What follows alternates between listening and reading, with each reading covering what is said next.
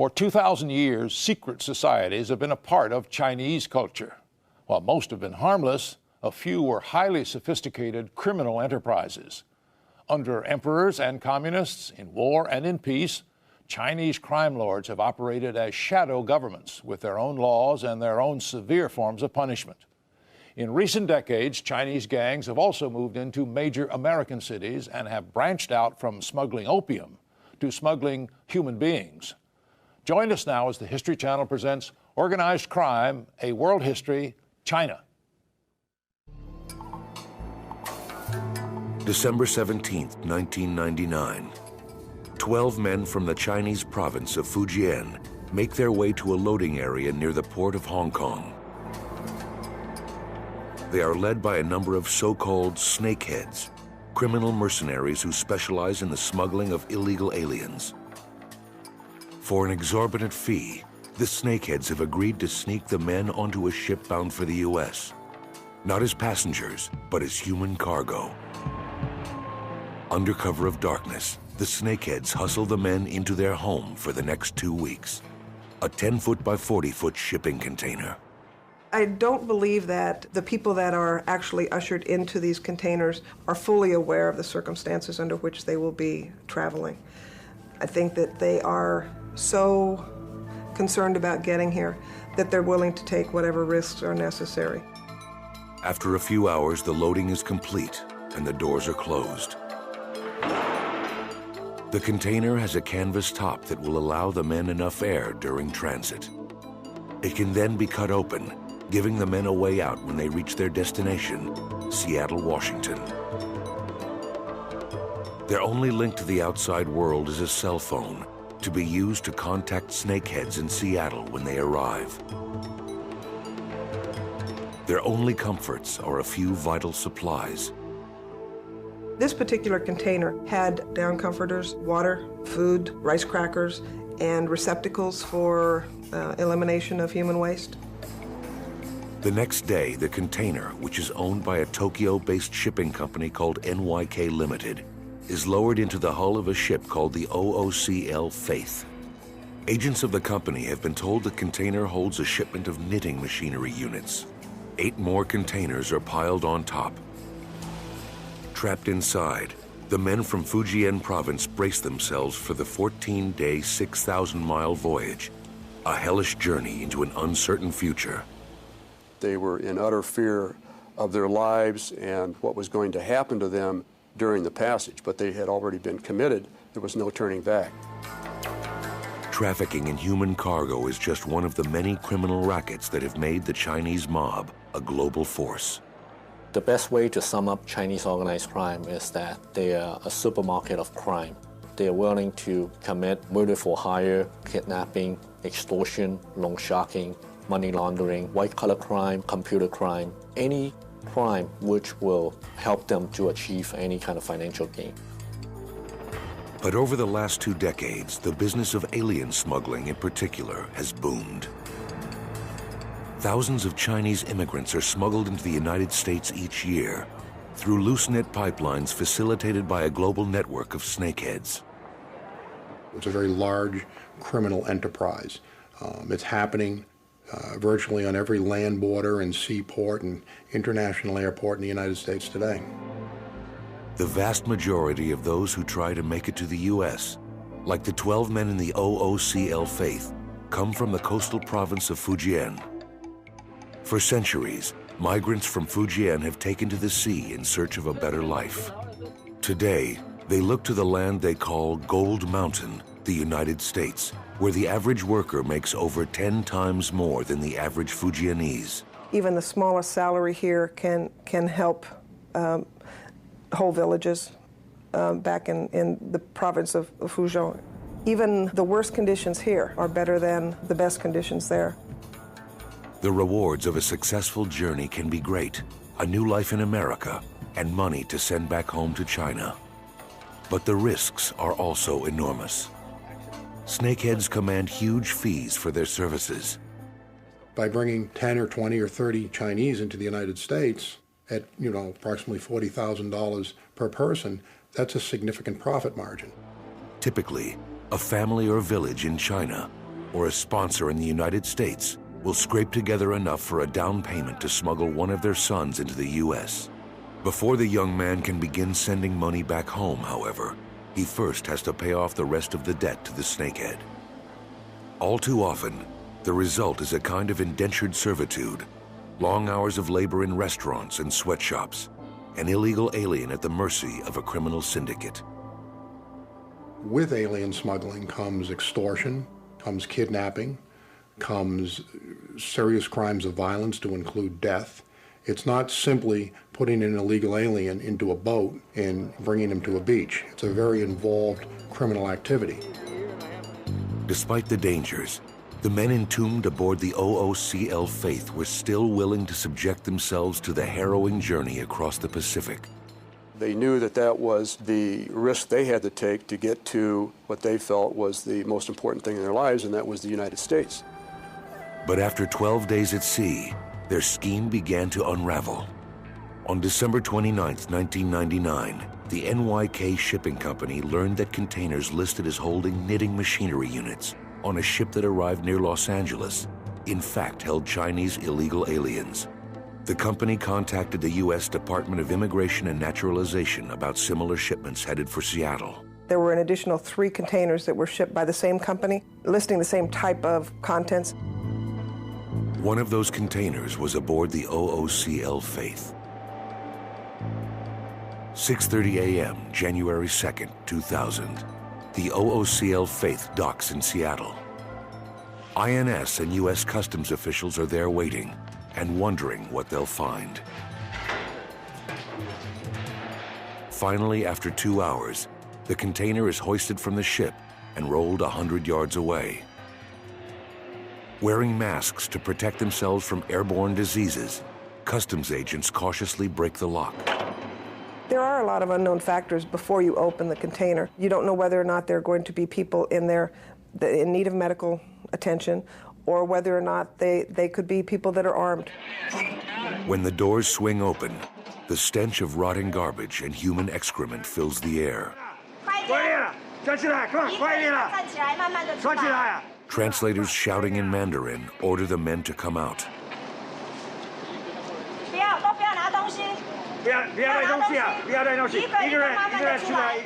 I think one of the things that did strike me was the deplorable conditions that these people had to travel in. The fact that one entrepreneur would actually do this to human beings for money is something that was very difficult for me to deal with. Somehow, all 12 men have survived the journey. But now they face a journey of another kind. 4 weeks and 6,000 miles from home, they are taken into custody by the INS and detained as stowaways. That week, the OOCL Faith was just one of 4 ships to arrive in Seattle carrying human cargo. The INS arrested 3 snakeheads involved in the operation, 2 of whom would later plead guilty to alien smuggling and be sentenced to 2 years in prison.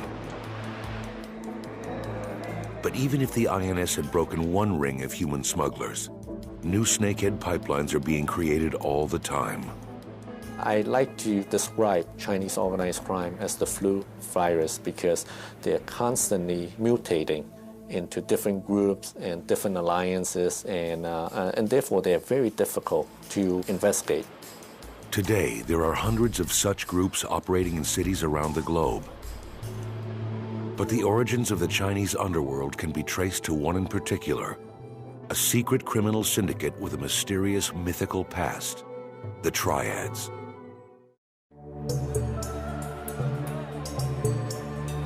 Today's Chinese underworld is made up of hundreds of different criminal organizations, but its roots can be traced back to just one, an ancient brotherhood called the Heaven and Earth Association, better known to Westerners as the Triads. The origins of China's most notorious gang have long been subject to debate. According to the legend familiar to many Chinese, the story begins in 1671 at a Shaolin monastery in Fujian province. There, a group of Buddhist monks is living a life of simplicity and seclusion. When not meditating, they're busy perfecting the style of martial arts that would come to be known as Kung Fu. One day, the monks learn that barbarian armies are nearing the capital, Peking, and threatening to overrun the Qing Empire.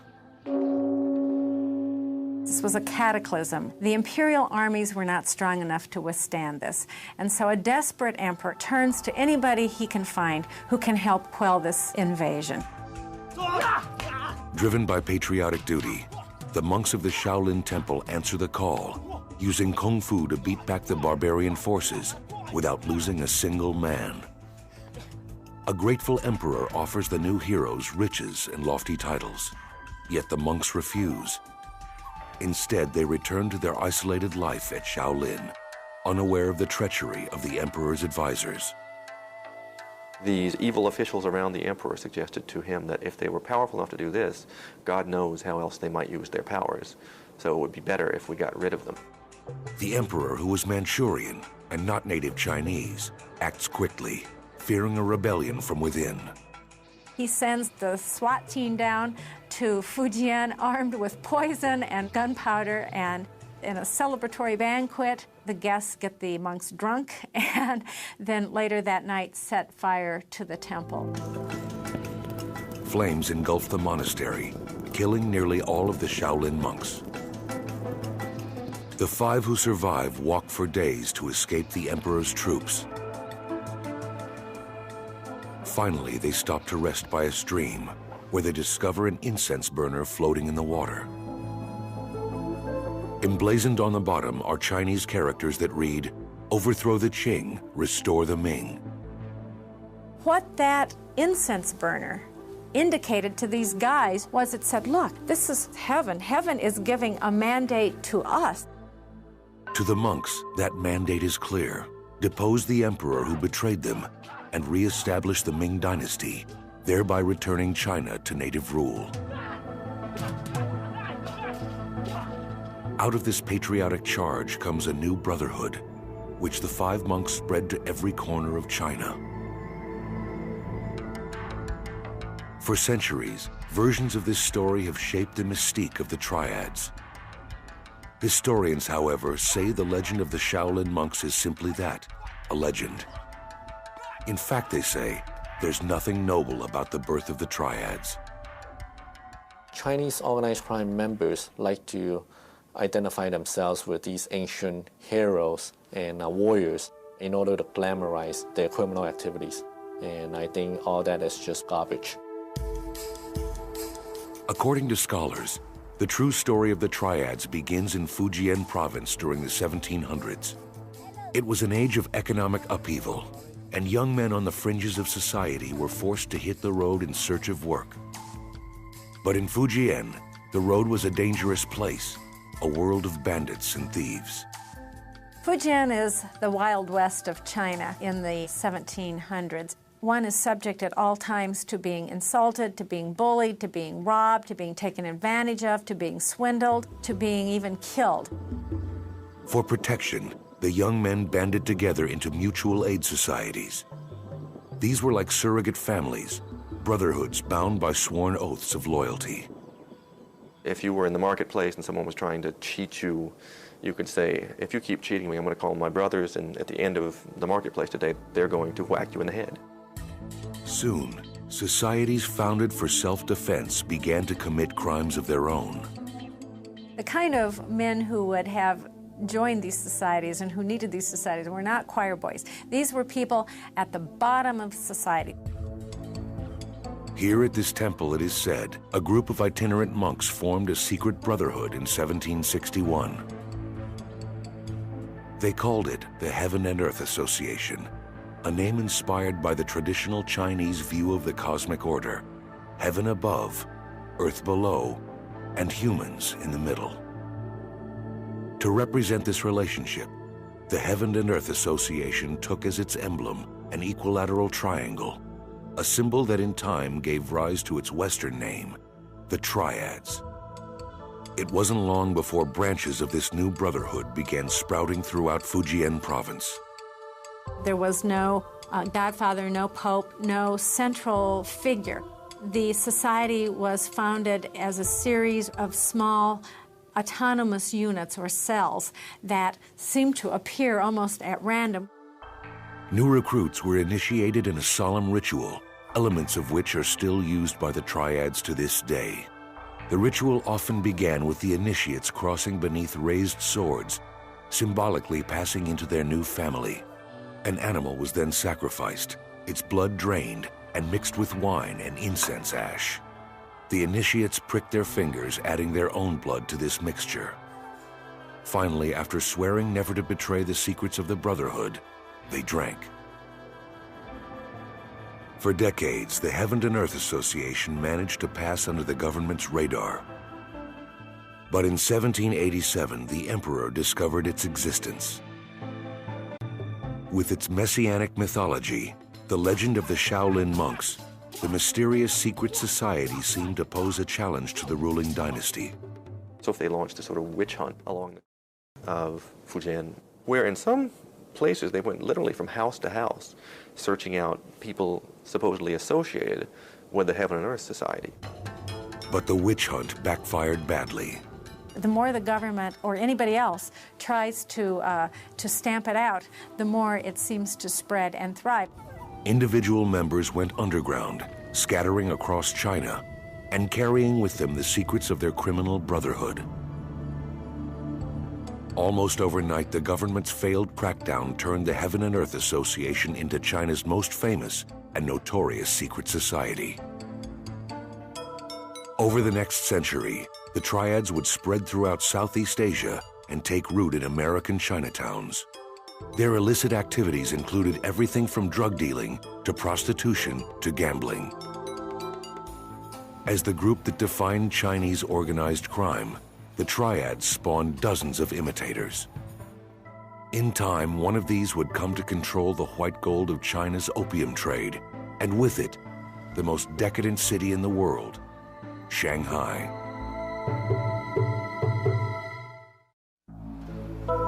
In the early 1900s, just as it is today, Shanghai was mainland China's most cosmopolitan city.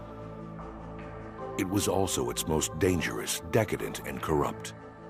It was the place where East met West in China, and there was a great deal of excess. Every vice was catered to, and that is no exaggeration.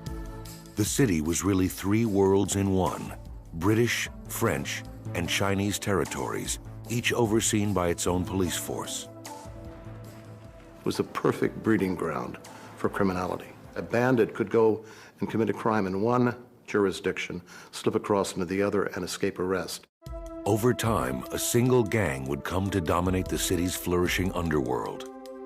And one ambitious gangster would become the most powerful crime boss China has ever known. With the rise of the triads in the late 1700s, secret societies began springing up throughout China. One of the largest was the notorious Green Gang. The Green Gang began as a benevolent association for the boatmen who worked the Grand Canal, the inland waterway that carried tribute rice from central China to Peking. When the advent of steamships threw the boatmen out of work, many headed for the city. These Green Gang members began to filter into Shanghai, where they became, first of all, fairly normal laborers, but quickly began to spread into the rackets of the city.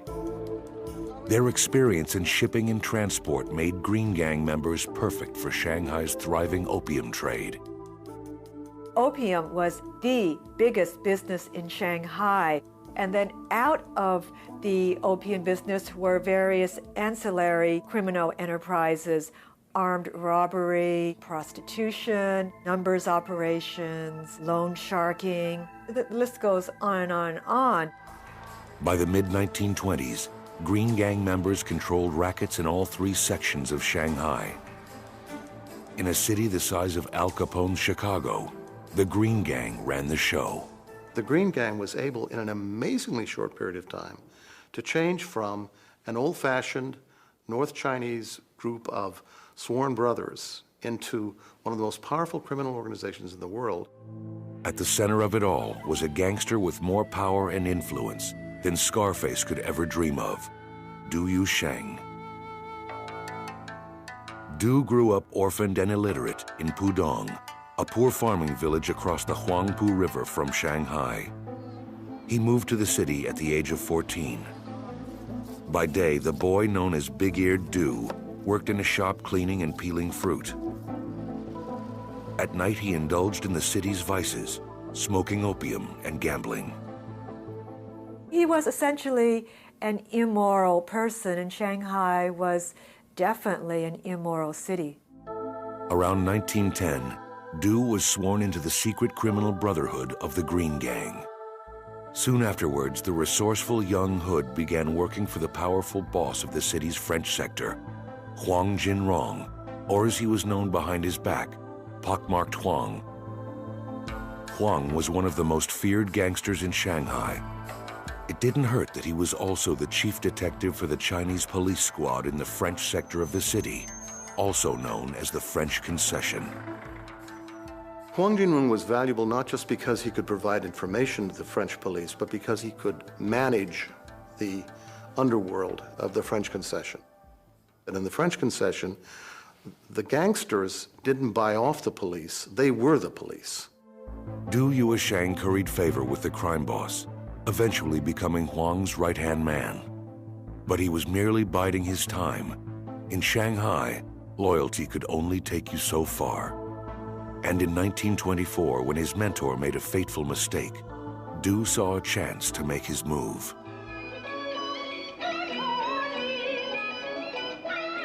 It all began with a night at the opera. Huang Jinrong, the old godfather, was a fan of opera. In fact, he had his own opera house that he built, partly to please an opera star with whom he was infatuated. He had his own private box, and he would go 2-3 nights a week to hear her perform. On this particular night, the son of the biggest warlord in the region happened to be in the audience. When their performance ended, the young man and his entourage began booing loudly and shouting catcalls at Huang's favorite star. Furious at the insult, Huang ordered his bodyguards to teach the arrogant prince a lesson. They dragged him outside and beat him viciously. But for once, Huang had gone too far.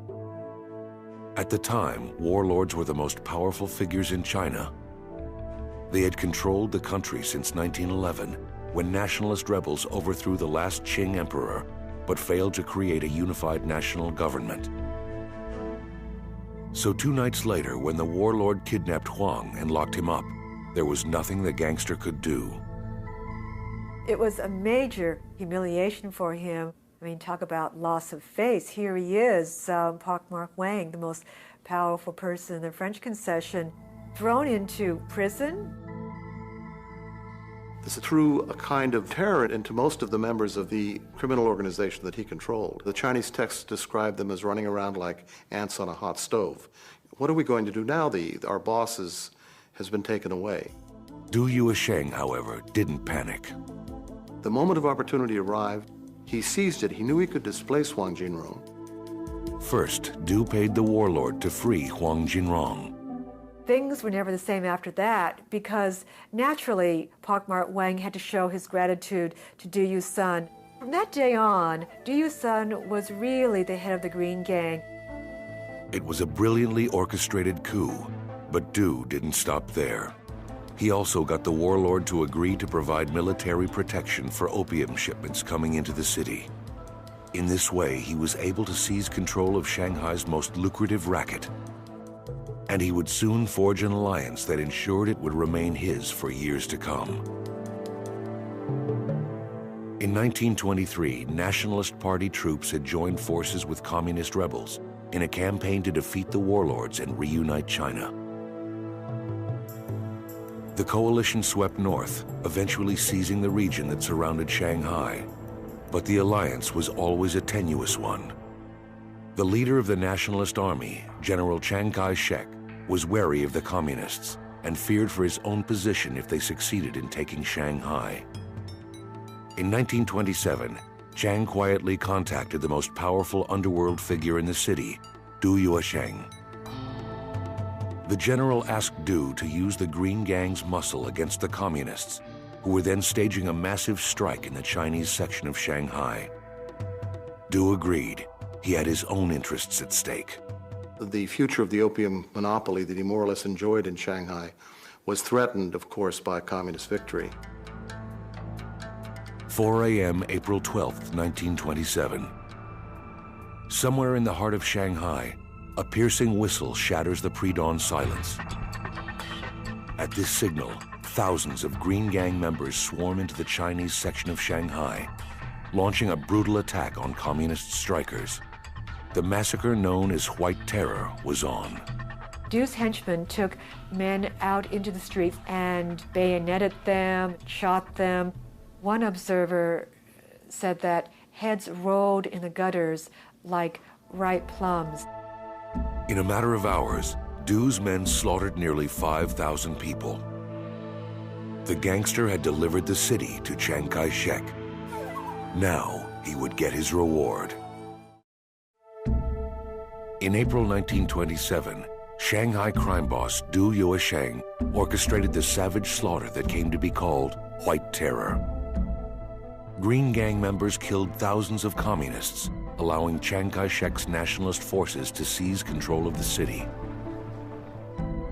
As a reward for his role, Du was granted the rank of general in the nationalist army. And with that came the one thing the gangster craved more than anything: respectability. It is the single event that sets him on a pedestal above the rest and begins to make him feel that he's now a man of politics. He's not just a man of crime. The uneducated gangster now set about becoming a Shanghai gentleman. He hired scholars to write essays about his family, even if he himself couldn't read. He gave so much money to charity that by 1931, he was listed in Who's Who in China as a generous philanthropist. He would eventually become the director of 5 banks and a university, as well as a high-ranking member of the Chamber of Commerce. All the while, he remained a fixture of Shanghai's swirling social scene. Here we have this man who started out at the very bottom of society and is now suddenly becoming cafe society leader of Shanghai. When he walks into a nightclub, everybody says, there he is, there's the man. But behind the facade of respectability, Du's gangster roots remained. Du is referred to as a Chinese Horatio Alger. Well, that's true, but he was also a Chinese Al Capone. From his base in the French sector, Du maintained an ironclad grip on Shanghai's underworld. Anyone who crossed him risked an especially grisly form of Shanghai justice. The equivalent of kneecapping in Shanghai was to cut every tendon in your body, leaving you sort of a helpless mass of jelly on your doorstep. For Chiang Kai-shek, the fear inspired by Du and his henchmen became a useful fundraising tool. The nationalists needed the Green Gang for muscle, since many of Shanghai's wealthiest citizens lived in sections of the city not under Chinese control. Who could enter the French concession and kidnap or kill a banker with impunity? Du Yuesheng's men. Du Yuesheng became the instrument of terror that frightened the Shanghai capitalist class. Du's ties to the nationalists also helped him line his own pockets. In the wake of White Terror, the gangster came to head the so-called Opium Suppression Committee, the agency in charge of all the illegal opium confiscated by nationalist authorities. Du already had a monopoly on Shanghai's opium trade. Now, under the guise of a respectable government post, he also had control over the huge amounts of the drug being seized by the nationalists. It turns into an amazing kind of deal. It's sort of like using cocaine from an evidence room in the police force to sell it on the streets again. By the beginning of the 1930s, Du's hold on Shanghai's underworld seemed unbreakable. He had become China's most powerful gangster and one of Shanghai's most influential citizens. But the coming years would see his criminal empire shattered and his dreams of honor destroyed. In 1937, long simmering tensions between China and Japan erupted into war.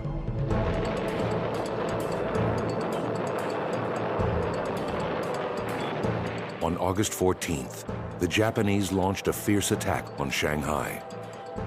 Refugees from the Chinese section of the city fled to the international zones, hoping to hide from the Japanese threat. With his city under siege, Du Yuesheng mobilized the underworld.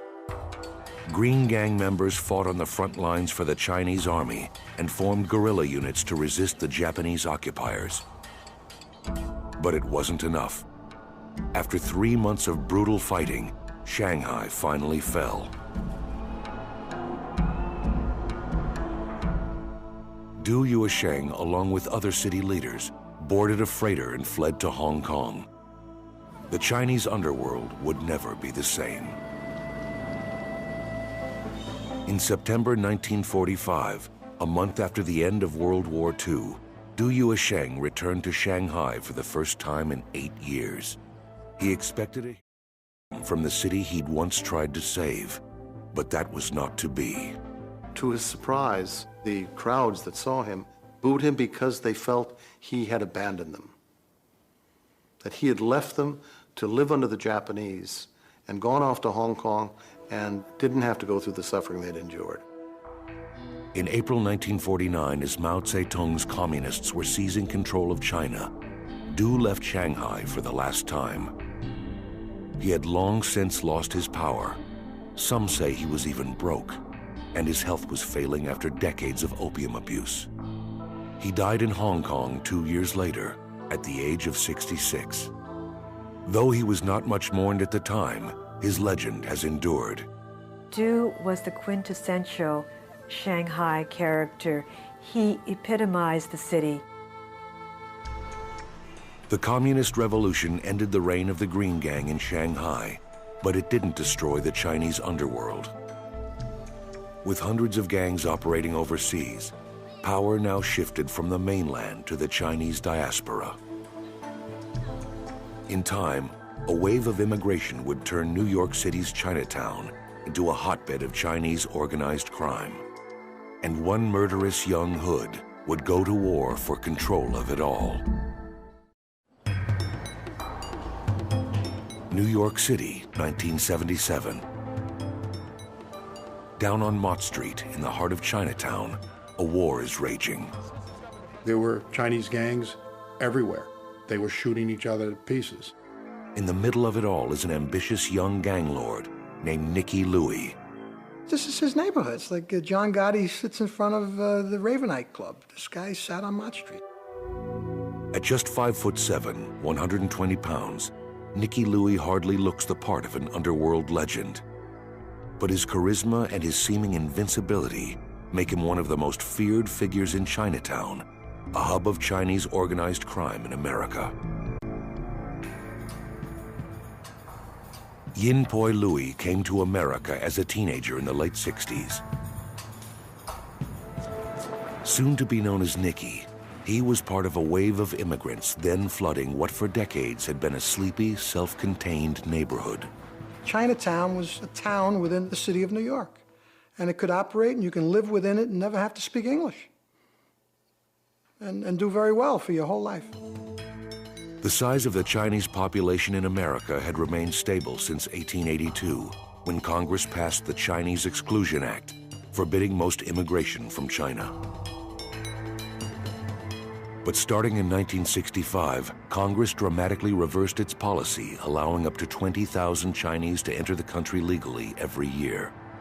Almost overnight, Chinatown was swamped with new arrivals from Hong Kong, Taiwan, and mainland China. Many were young men, often desperately poor and unable to speak English. They couldn't get work, so the only thing they had to do was go out on the street and scramble for themselves.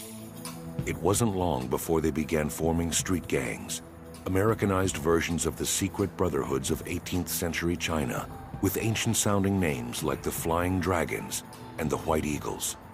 It was this big change going on, and it really created this power vacuum where if you were willing to do things such as menace people with weapons, you could make a living.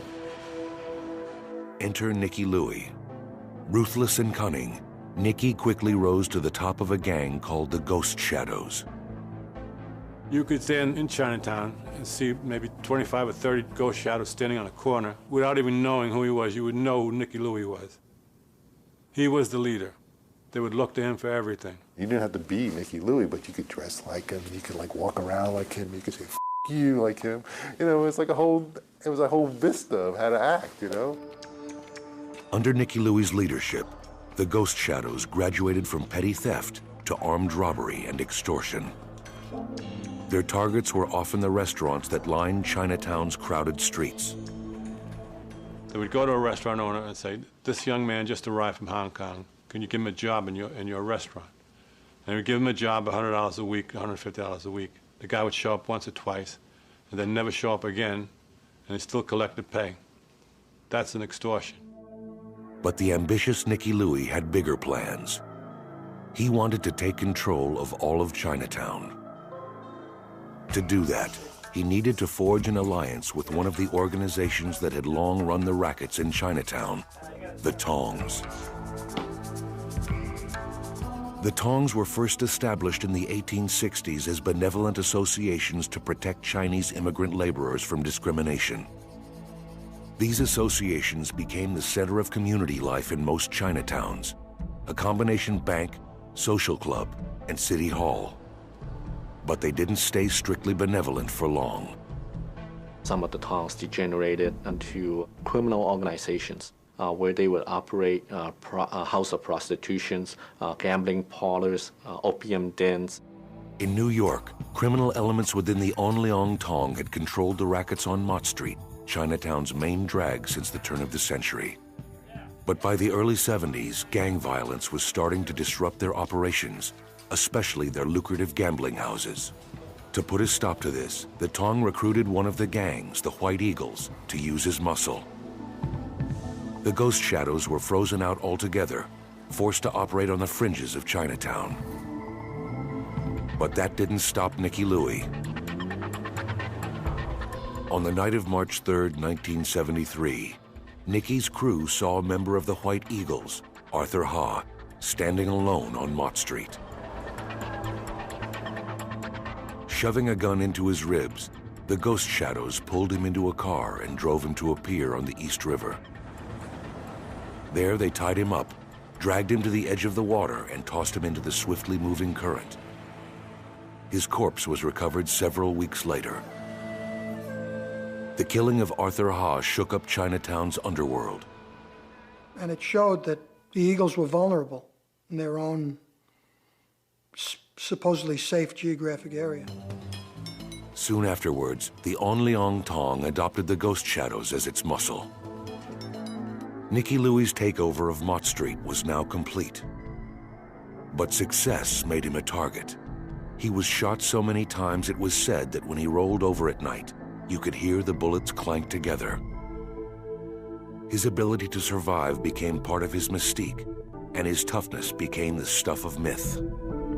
One legendary exchange allegedly occurred between Nicky and an NYPD detective as the gangster lay bleeding after being shot in the chest. So the detective asked him point blank, "Who shot you?" And Nicky says, "Who are you?" "The New York City Police Department." And Nicky says, "F you." They're telling you. Tough kid. It wasn't just rival gangs that Nicky Louie had to watch out for. After the Ghost Shadows took over Chinatown, they were unhappy within their own group because some people were making more money than other people. So there were splits in their own group. On the night of August 28, 1978, Nicky was engaged in one of his favorite pastimes, gambling on mahjong in a basement barbershop on Mott Street. He had no time to react when a ghost shadow named Robert Sue, aka Potato, pulled out a gun and shot him in the head. Miraculously, the bullet did not penetrate his skull. Nicky jumps up, and now he's running around the barber's chairs. And this is what he tells me. He hears the gun click, which means it's either empty or it misfired. He runs by the guy and out, runs to Canal Street, runs to Elizabeth Street, and walks into the station house and says, "I'm shot." And why not the police station? There's no other killers there. I mean, he doesn't know who else is out there. Does he? 2 days later, Nicky Louie woke up in the hospital, surrounded by cops and prosecutors. He agreed to cooperate with the authorities and testify against his would-be assassin. But in doing so, he had to recount his own criminal history, including several murders. His testimony would come back to haunt him in 1985, when federal prosecutors used it to bring racketeering charges against Nicky Louie and 24 other ghost shadows. So it worked against him. You know, he put away the guy that shot him, but his own words probably helped make him plead guilty to the RICO. In October 1986, Nicky Louie was sentenced to 15 years in prison. His downfall and the demise of the ghost shadows marked the end of an era in Chinatown's underworld. There's no longer a clear definition of necessarily who works for who and who controls what streets and what businesses. I don't see that clarity anymore. It's kind of now a potpourri of Asians willing to commit crime in a Chinese community. Since the founding of the Heaven and Earth Association more than 2 centuries ago, the Chinese underworld has survived and thrived, but it hasn't lost any of its mystery. Today in the U.S., it consists of an elusive array of constantly changing alliances, bonded only by the desire for profit. Involved in everything from heroin smuggling to human smuggling, they've recently begun for the first time to move beyond the boundaries of their own communities. They're willing to work with just about anybody as long as they can make money. And therefore, they become a much more significant threat to the safety of the citizens of this country. It's not a simple task to clearly define Chinese organized crime today. It's very complex, it's very intricate. There's a lot of mirrors and there's a lot of smoke, and it's a very difficult entity to penetrate.